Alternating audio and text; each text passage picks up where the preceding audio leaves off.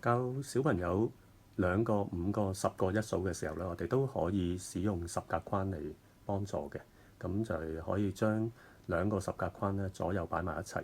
咁嗰陣時咧，就每2個2個咁樣啦，去數出嚟咧就係2個一數啦。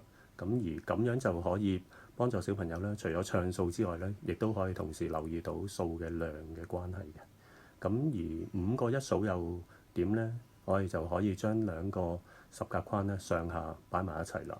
咁嗰陣時咧，每一行咧就係5個，咁就係50、15、20咁樣樣啦。咁而呢一個亦都係幫助小朋友咧，既係喺度唱緊數啦，亦都會係理解緊數量之間嘅關係。咁至於20年以內嘅10個一數咧，我哋就有10同20啦。咁而10同20啦，咁呢一度亦都可以係用2個上下擺埋一齊嘅十格框啦。咁我哋可以幫小朋友咧可以數到10同20啦。咁而呢一個嘅2、5、10個一數嘅呢一個嘅學習咧，咁其實背後將會係再發展落去咧，就係除咗係對數嘅理解之外啦，咁亦都係幫助到小朋友去處理呢一個度量嘅課題嗰陣時咧，係將會常常會用到嘅。例如貨幣啦，咁我哋都會有2元、5元同埋10元嘅貨幣嘅數數嘅。